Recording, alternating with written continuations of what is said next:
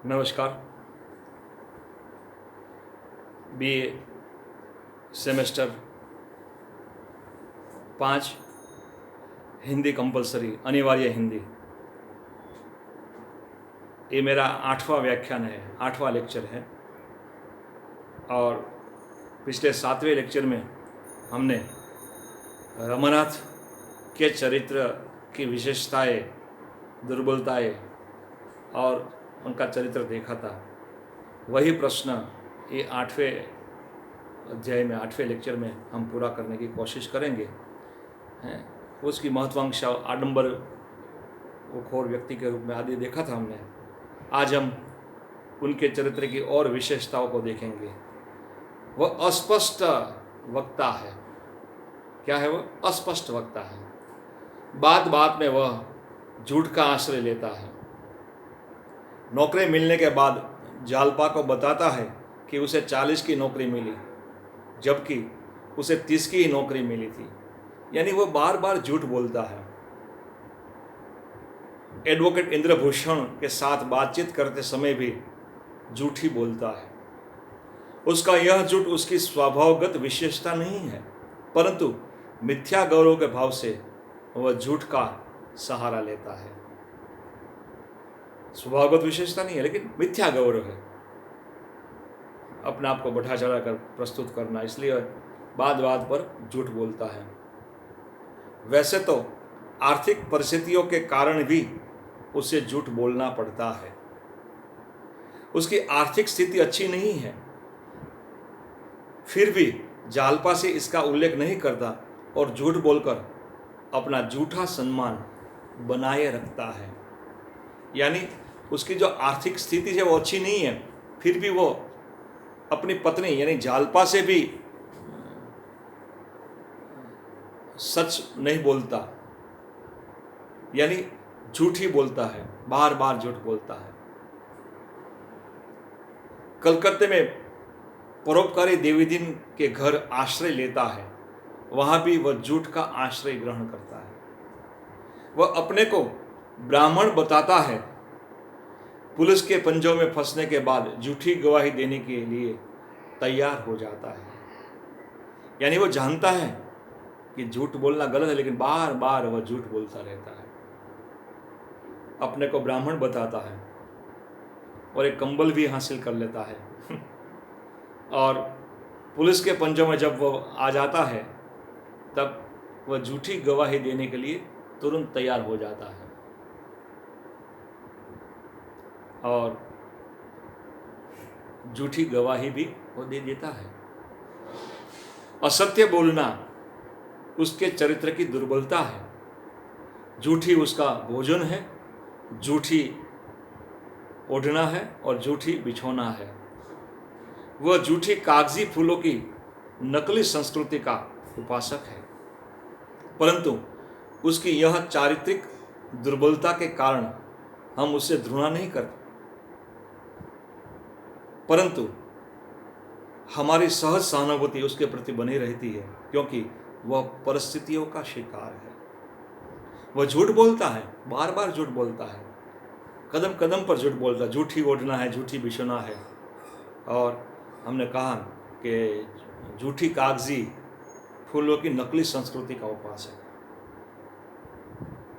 यानी झूठ का सहारा लेकर वो आगे बढ़ना चाहता है, लेकिन फिर भी हमारी सहानुभूति उसके साथ है। क्यों? क्योंकि वह परिस्थितियों का शिकार है, यानी परिस्थिति जन्य वह झूठ बोलता है। हालांकि ऐसा न होना चाहिए, क्योंकि परिस्थिति जैसी भी हो, लेकिन मनुष्य को झूठ बोलना नहीं चाहिए। लेकिन फिर भी हमने देखा कि वो बार बार कदम कदम पर, मैंने कहा झूठी बिछोना है, झूठी ओढ़ना है, और असत्य बोलना उसके चरित्र की दुर्बलता है। हम जानते हैं, और असत्य कभी नहीं बोलना चाहिए, क्योंकि सत्य जैसा भी हो, लेकिन सत्य सत्य है, सच सच है। एक बार आपका झूठ चलेगा, 2 बार चलेगा, 3 बार चलेगा, लेकिन आगे पूरे जीवन में आपका झूठ नहीं चलता। इसलिए जीवन में स्पष्ट वक्ता, स्पष्टवादिता, सत्य बोलना बहुत ज़रूरी है। हम जानते हैं वो परिस्थिति का शिकार है रमानाथ, फिर भी चाहता तो सही कर सकता था, क्यों भाई झूठी गवाही वो दे, लेकिन फिर भी वो बार बार झूठी गवाही दे देता है। आगे उसके चरित्र की और एक विशेषता है, इसमें झूठ में हमने देखा कि परिस्थिति हम फिर भी हमारा एक सम्मानजनक वो चरित्र है, और हमारी सहानुभूति जो है वो रमानाथ के प्रति ही रहती है, क्योंकि वो झूठ बोलता है लेकिन परिस्थिति जन्य वो झूठ बोलता है, परिस्थिति का शिकार हो जाता है। वो एक आदर्श पति है। कैसा पति है? तो एक आदर्श पति है। जालपा को बहुत चाहता है, उसके सौंदर्य और यौवन पर तो वो मुग्ध है ही, साथ ही साथ उसे हृदयपूर्वक प्रेम करता है। जालपा को बहुत चाहता है। उसके एक दिल की ख्वाहिश थी कि मैं जालपा को सोने से लद देना चाहता हूँ। लाद दे, लक्ष्य यानी पैर से लेकर पूरा सोने से वो जालपा को लाद मढ़ी देना चाहता हूँ। उसको प्रिय है और उसके सौंदर्य यौवन पर मुग्ध है, यानी बहुत चाहता है। रतन के घर जाने से पहले जालपा को कर्ज लेकर भी साड़ी, सैंडल और घड़ी ला देता है।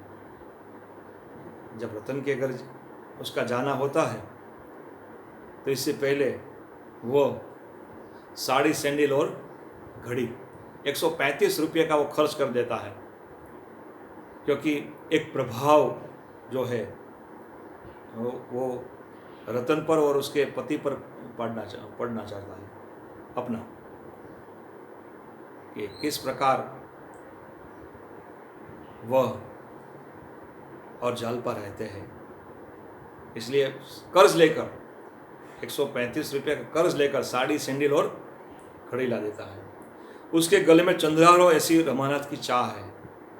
जालपा के गले में चंद्रहार हो, ऐसी रमानाथ की चाह है कि उसकी पत्नी के गले में चंद्रहार हो। जालपा के लिए गहनों की चिंता किया करता है और सतत चिंता करता है जालपा के गहनों की, कि जालपा के पास अच्छे गहने हो, श्रेष्ठ गहने हो, वो गहनों से सुंदर दिखती। अमुक प्रकार के गहनों में वो कैसी लगेगी, इसके बारे में सोचा करता है कि ये गहने उसको कैसे लगेंगे, सोचा करता है। सराफों से मिलता है, नई नई डिजाइनें देखता है। सुनार सराफों से मिलता है और नई नई क्या करता है, डिजाइन देखता है। जालपा को उदासीन देखकर दुखी हो जाता है। जब जालपा किसी कारणवश उदास होती है, जब चोरी होती है घर में, तो जालपा बहुत उदास रहती है, तब वह दुखी हो जाता है। उसे सुखी बनाना उसका एकमात्र स्वप्न है।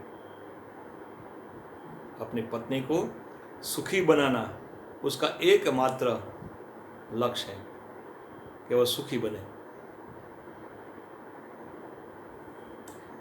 जालपा से इतना स्नेह करता है कि वास्तविक परिस्थिति का वर्णन करता हुआ पत्र जालपा को नहीं दे सकता, और जब पत्र जालपा के हाथ में पड़ जाता है तब जालपा क्या सोचेंगी इसका अंदाज लगाकर भाग जाता है। एक पत्र लिखता है, इसमें अपनी वास्तविक परिस्थिति यानी परिवार की और स्वयं की, उसका वो बयान करता है, लेकिन वो पत्र अपने हाथ जालपा को नहीं दे पाता। वो सोचता है, डरता है, क्योंकि बहुत स्नेह करता है जालपा से, इधर सच या सही बात कैसे की जाए। इसलिए जब वो पत्र रख देता है और पत्र जालपा के हाथ में पड़ जाता है, और पत्र जब जालपा पढ़ती है तब उसका सामना वो कैसे कर पाएगा, या तो किस प्रकार से उसका सामना करूँगा, ऐसा सोचकर वो घर से भाग जाता है। इसमें भीरुता है इसकी, कि जालपा को स्पष्ट नहीं कह पाता, लेकिन पत्र को पढ़कर जालपा क्या सोचेगी उसके बारे में। जालपा के लिए उसका जो व्यक्तित्व है पति का कितना जबरदस्त है, और जब वह पत्र पढ़ेगी तब क्या हो जाएगा, यह सोचकर वो अपने आप से भागता है, यानी जालपा से भागना चाहता है और घर से वो भाग जाता है।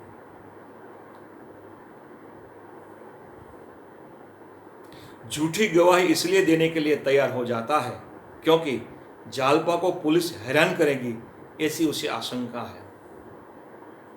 वह झूठी गवाही भी इसलिए देना चाहता है कि अगर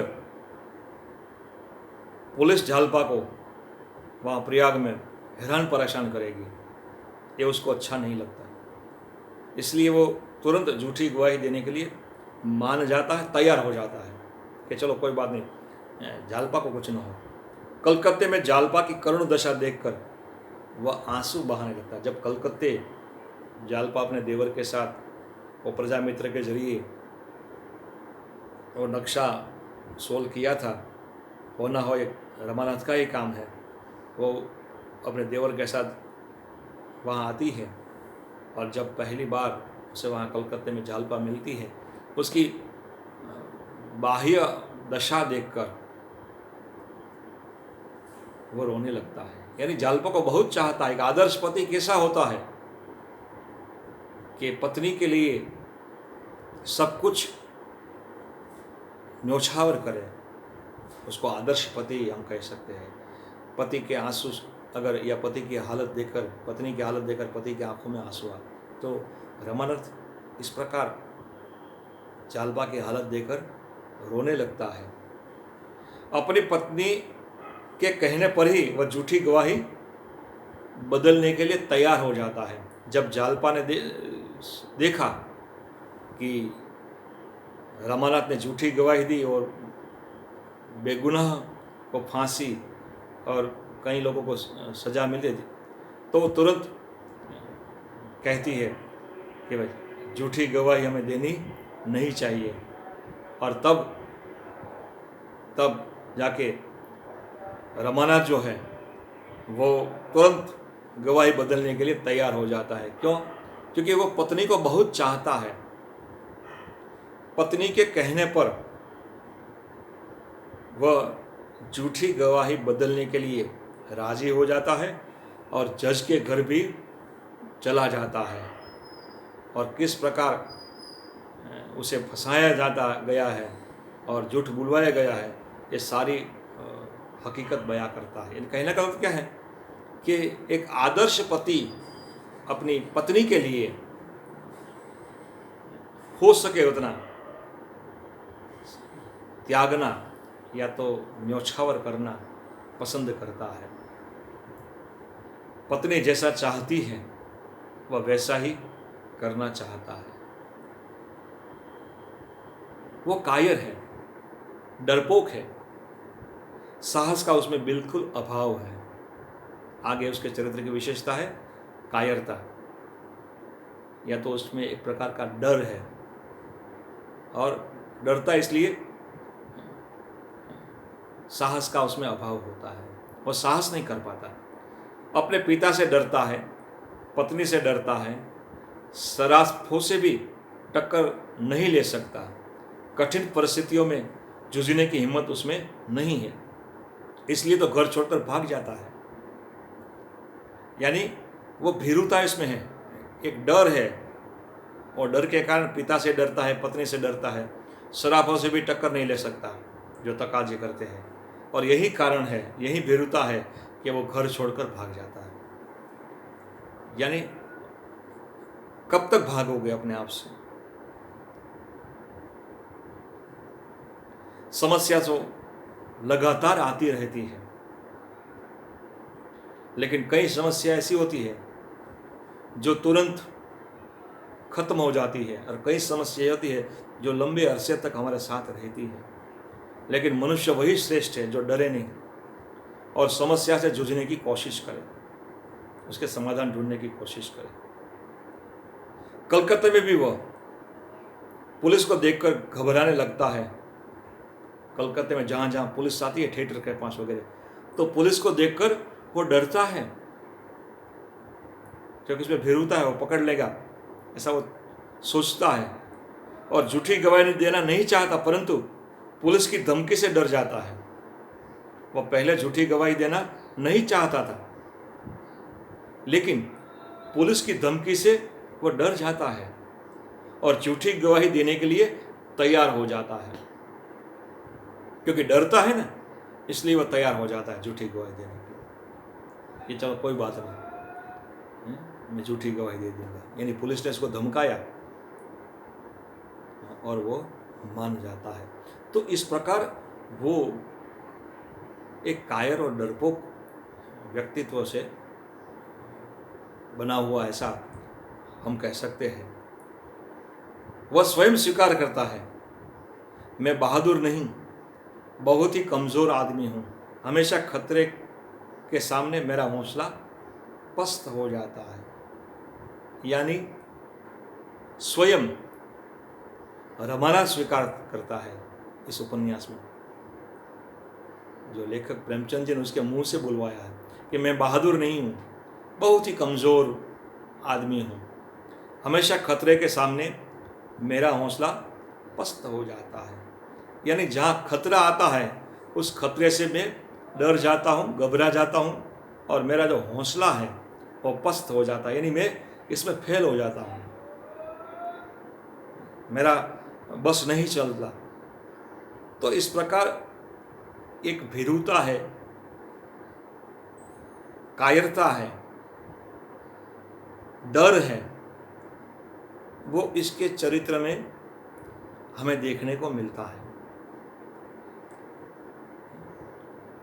और वो जो भय और डर है, उसके भीतर जो बैठा हुआ डर और भय है, उस भय के कारण ही वह अपना मार्ग पस्त कर देता है, यानी मार्ग प्रकाशित नहीं कर सकता। इसलिए स्वयं कहता है कि मैं बहुत कमज़ोर आदमी हूँ, और जहाँ डर आता है वहाँ मेरा हौसला पस्त हो जाता है। यानी मैं जो सोचता हूँ या जो मैं करना चाहता हूँ, वो मैं कर पाता नहीं हूँ। इसलिए डरना, उसके भीतर एक अज्ञात जो भय है, उस पर लेखक ने प्रकाश डाला है। उसके स्वयं कहा है, मेरा हौसला पस्त हो जाता है। हम जानते हैं कि जीवन में कभी डरना नहीं चाहिए।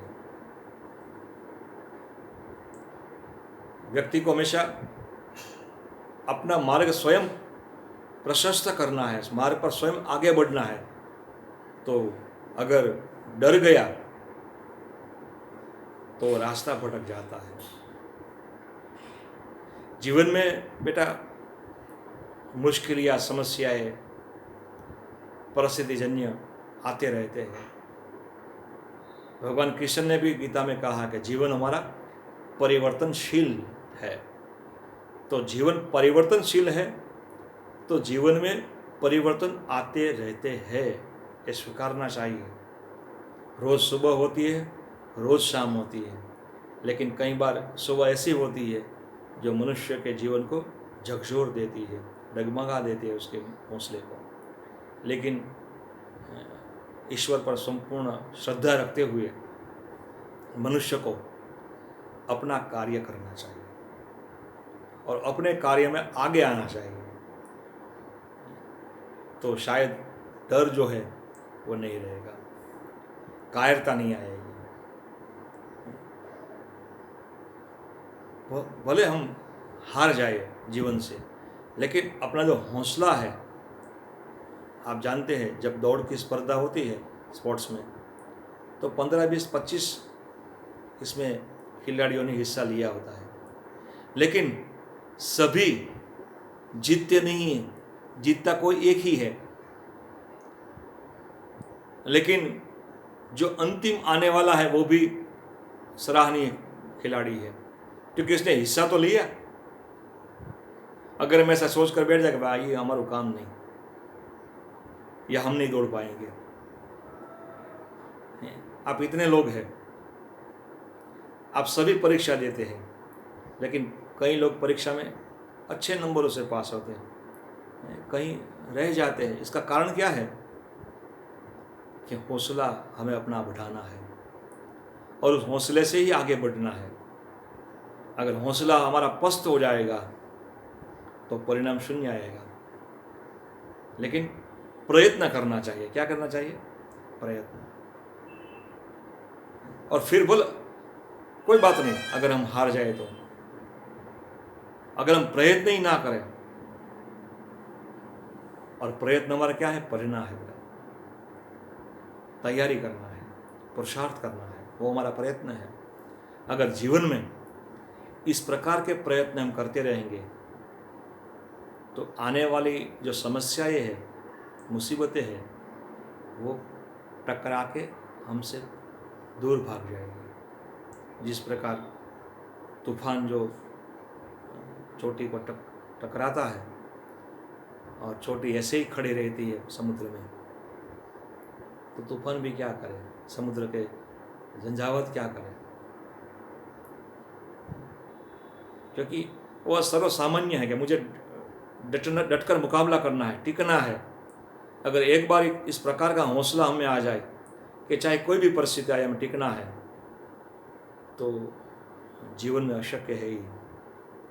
Impossible is nothing, Napoleon Bonaparte. आगे देखें तो वह शतरंज प्रेमी है। शतरंज के नक्शे बड़ी आसानी से हल कर सकता है।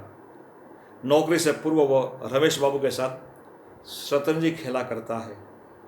शतरंज प्रेम होने के कारण उसके मित्रों की संख्या अधिक है। बड़े बड़े लोगों से मैत्री करने की इच्छा रखता है। उसके चरित्र की और विशेषता कि शतरंज प्रेमी, शतरंज उसको अच्छी लगती है और शतरंज का वो माहिर खिलाड़ी है।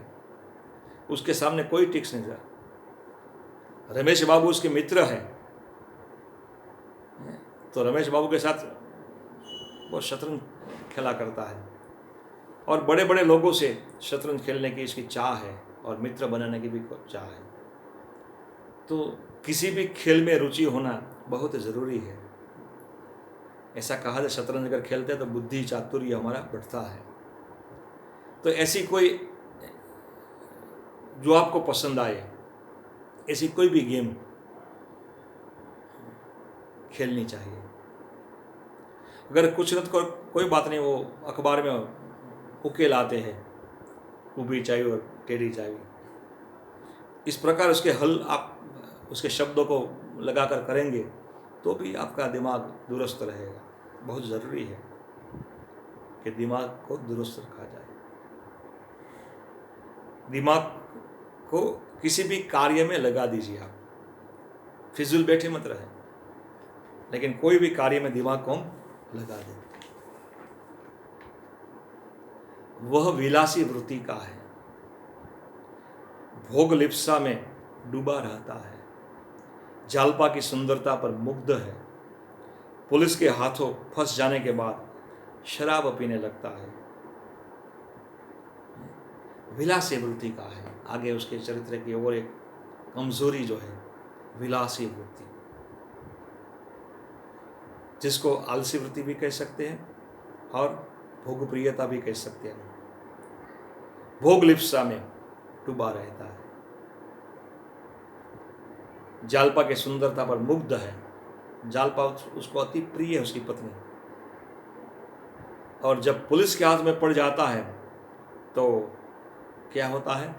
वह शराब का सेवन करने लगता है, शराब पीने लगता है। और क्या करता है? जोहरा नामक वेश्या से प्रेम करने लगता है और मन ही मन उसे जालपा से अधिक सुंदरी समझने लगता है। उसकी नुमाइश के लिए, उसके मनोरंजन के लिए जेल में जोहरा नामक एक वेश्या जो कलकत्ते में थी, वो आती जाती रहती है। शराब पीने लगता है और जोहरा को देखकर जालपा से उसकी तुलना किया करता है कि जालपा से अधिक सुंदर है जोहरा। यानी ये उसकी विलास प्रियता है,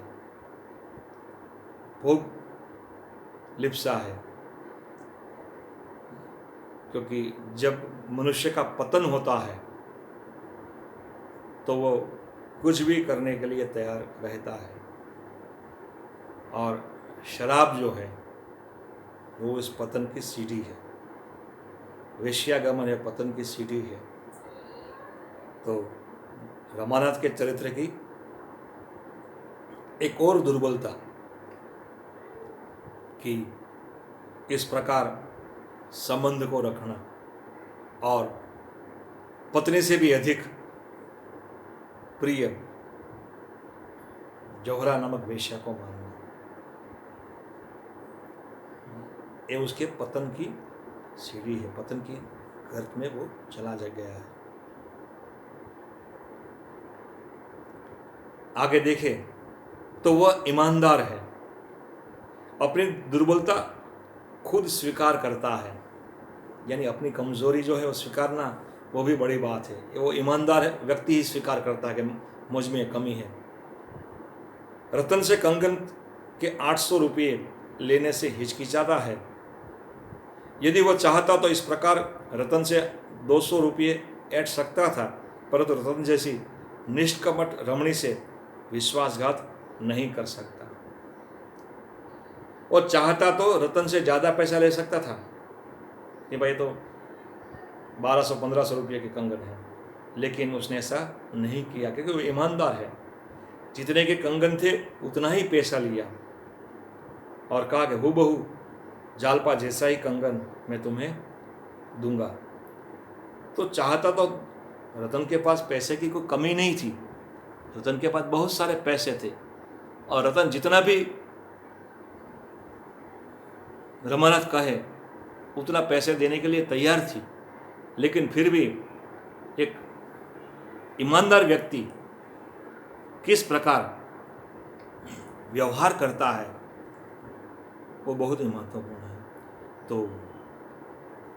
रमानाथ की ईमानदारी यहाँ देखने को मिलती है कि वह जितना भी पैसा हुआ, जितना हुआ उतना ही पैसा वो रतन के पास लेता है और कहता कि मैं हूबहू ऐसे कंगन आपके लिए ला लूँगा। तो यहाँ रमानाथ की ईमानदारी, उसकी निष्ठा, उसकी प्रामाणिकता, आप जो भी कह सकते हैं, वो हमारे सामने आती है। एक प्रामाणिक व्यक्ति सच के साथ रहता है और ईमानदार रहता है। अब रमानाथ का चरित्र उपसार के रूप में देखें तो रमानाथ का चरित्र हाड़ मास के साधारण मानव का स्वाभाविक चरित्र लगता है। कैसा लगता है कि हाड़ मास के मानव का स्वाभाविक चरित्र लगता है। लेखक ने उसे अंत तक मानव ही बने रहने दिया। क्या किया? लेखक ने उसे अंत तक, एक साधारण मानव है, उस मानव को ही बने रहने दिया। महामानव नहीं बना, भगवान नहीं बना, लेकिन एक मात्र हाड़ मास का व्यक्तित्व है, मानव है, वैसा ही बनने दिया। प्रेमचंद के अन्य पुरुष पात्रों में रमानाथ का चरित्र अपना अलग स्वतंत्र व्यक्तित्व रखता है। आप प्रेमचंद के अन्य उपन्यासों के चरित्र देखें तो रमानाथ का जो चरित्र है वो अपना एक स्वतंत्र अलग व्यक्तित्व रखता है। वह नई रोशनी का फटीचर बाबू वर्ग का दिलदार नव युवक है। लेखक ने इसमें बहुत बड़ी बात बताई कि वह नई रोशनी का, क्योंकि नए विचार, नई रोशनी, नयापन, फटीचर बाबू वर्ग का दिलदार नव युवक है। फटीचर बाबू वर्ग का दिलदार नव युवक है। वह आडंबर में लीन मध्यम वर्गीय युवक का प्रतिनिधित्व करता है। एक आडंबर पूर्ण जो व्यक्तित्व है, मैंने आपको समझाया कि आडंबर किसको कहते हैं? जो बढ़ा चढ़ा के मात्र दिखावा हो, बाहरी तड़क भड़क हो, उसको आडंबर पूर्ण जीवन हम कह सकते हैं। तो रमानाथ के फटीचर बाबू वर्ग, नई रोशनी का फटीचर बाबू वर्ग का प्रतिनिधित्व करता है और वो दिलदार नव युवक है। लेकिन क्या बताते हैं वो दिलदार नवयुवक है, लेकिन फिर भी वह आडंबर में लीन मध्यम वर्गीय युवक का प्रतिनिधित्व करता है। प्रश्न आ सकता है कि आडंबरखोर मध्यम वर्गीय युवक के रूप में रमानाथ का चरित्र चित्रण कीजिए। मध्यम वर्गीय यानी सामान्य है, ना ही हायर है ना ही लोअर है, लेकिन बीच में फंसा हुआ व्यक्तित्व उसका है। तो ये जो 8वां हमारा लेक्चर है, 7वां और 8वां दोनों व्याख्यान में मैंने रमानाथ के चरित्र को ढालने का प्रयास किया है। कृपया आपसे विनती है कि दोनों आप बड़ी शांति से सुने और रमानाथ की एक एक विशेषताएं, उसकी अच्छाई भी है और बुराई भी है, वो हमारे सामने आई है। तो इस प्रकार आप इसके चरित्र को बड़ी खूबसूरती से प्रस्तुत कर सकते हैं। धन्यवाद।